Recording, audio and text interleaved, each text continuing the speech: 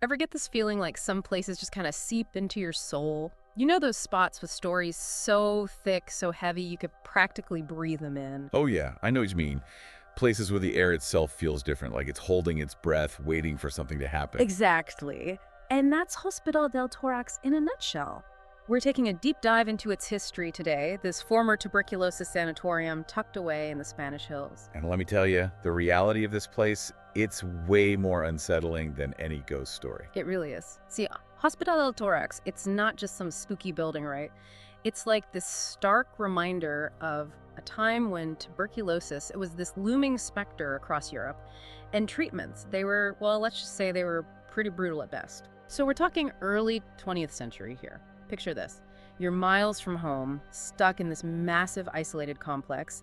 You're not just battling a terrifying disease, but you're surrounded by suffering. The sights, the sounds, just this constant weight of it all. And those coughs, you know, the ones, those agonizing, hacking coughs. Yeah, that wasn't even the worst of it. Tuberculosis, it often meant fever, internal bleeding. For many, it was a death sentence. And the treatments themselves, you said brutal. How so? Think induced lung collapses. Yeah. Surgical interventions that, well, they didn't always work out so well. It was a truly desperate situation, you know. It's hard to even imagine that level of medical uncertainty, the fear that must have hung over everything. People were terrified, and rightfully so. But even beyond the physical suffering, think about the psychological impact. Being confined to a place like that, isolated, cut off. Oh, absolutely. You're totally cut off. You mentioned earlier the isolation of the hospital, the strict visitation rules.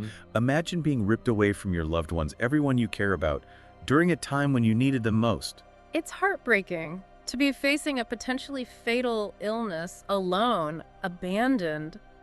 It's almost too much to bear. It really is. Yeah. And it gets worse. We had these accounts of families, they would just completely abandon their sick relatives at the hospital, just leave them there, never to return. Oh man, no wonder this place became a breeding ground for despair. It's bleak, no way around it. And the statistics, they paint an even grimmer picture. Reports from that time, they indicate an average of 6 to 7 suicides every 3 months inside the hospital. Hold on, back up. 6 or 7 suicides every 3 months. That's almost a weekly occurrence. It's a level of despair that's almost unfathomable. It really is.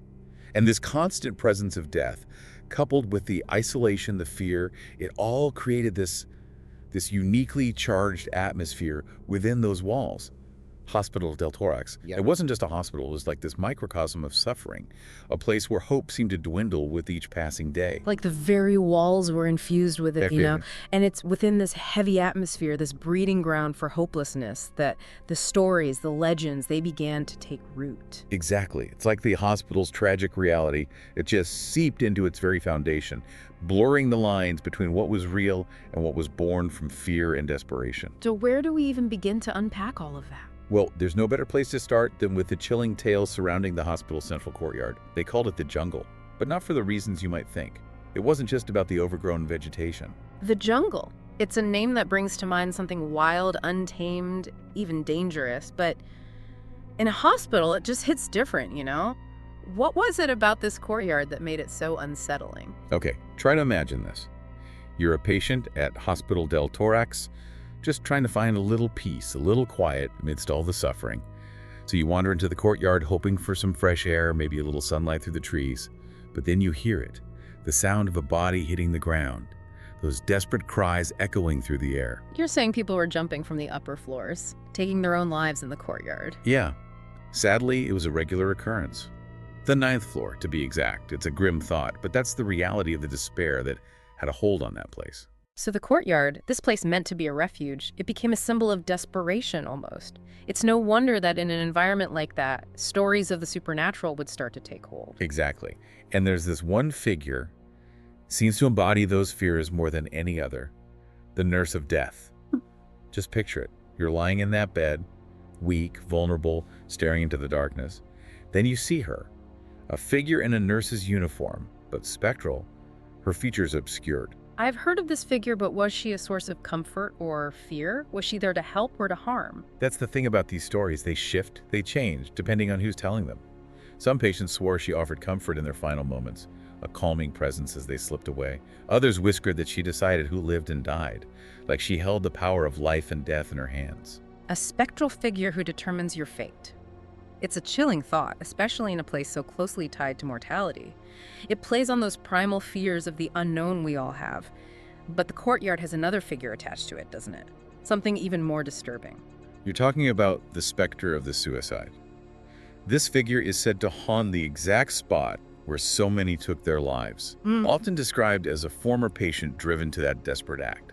And people believe he influences others to do the same, as if the hospital's sorrow is contagious. That's a terrifying thought, this idea that the despair soaked into the very location could drive others to repeat its tragic history. But earlier you mentioned Hospital del Tórax's story. It goes beyond just ghost stories, right? There are whispers of something even more unsettling, something rooted not in the supernatural, but in something far more real, far more human. Yes, and these whispers are the ones that really get under your skin. They speak to the darker side of medical experimentation, the kind of things that keep you up at night. We're not just talking experimental treatments, are we? This is something far more sinister. There's this pervasive rumor, never confirmed of course, of a hidden room somewhere in the depths of the hospital, a room where human remains are said to be stored. Human remains just stored. That's right. Some believe these remains are evidence of unethical experiments, maybe even autopsies performed on living patients. That's horrifying. Whether it's true or not, the fact that people even believe it speaks volumes about what this place represents. It's like Hospital del Tórax tapped into our deepest anxieties about hospitals, about medicine, about the people we trust with our lives. And sometimes those anxieties, they manifest in some pretty unsettling ways. It's like the line between what's real and what's rumored is totally blurred at Hospital del Tórax. Speaking of blurred lines, didn't you mention a discovery back in 2004, something about a fetus being found?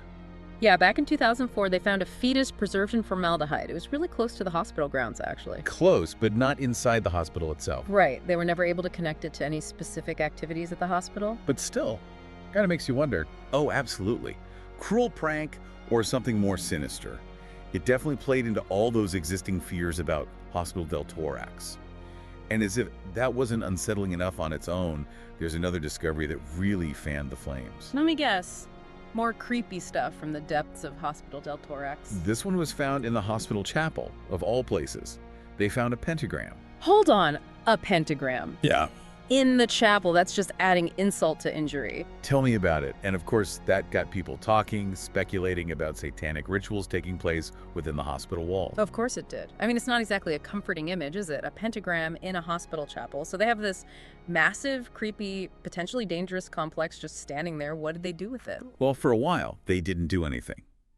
After it closed down in 1997, Hospital del Tórax just sat there, abandoned. This decaying reminder of a pretty troubled past. I can see how a place like that would attract some attention, even in its abandoned state. Oh, it definitely did. It became a hotspot for thrill seekers and paranormal investigators, all drawn to its creepy atmosphere. A real-life haunted hospital. Sounds like something straight out of a horror movie. So what happened? Did they finally tear it down? They did something kind of unexpected, actually. They turned it into the Parc Audiovisual de Catalunya. The what? It's a hub for film production now. Wait, are you serious? They're making movies at Hospital del Tórax? Yep. With that eerie atmosphere and unsettling history, it's become a popular filming location, especially for horror films. Okay, that makes sense. It's like they're using the location to add a layer of authenticity to the horror. Speaking of authentic, did anyone from those film crews ever report anything strange happening while they were there? You'd be surprised.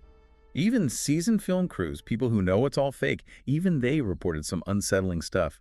Unexplained noises, cold spots. Yeah. The works. So even with cameras and lights and a whole film crew around, Hospital del Tórax still had that effect on people. Makes you wonder if some places just hold on to the energy of everything they've seen. All those stories, all that suffering. It's almost like it seeps into the walls, It's a fascinating thought, isn't it? Whether you believe in ghosts or not, I think places like Hospital del Tórax remind us that the past never really goes away entirely. It lingers, whispers its stories to those who know how to listen. And sometimes, those stories, they're best left undisturbed.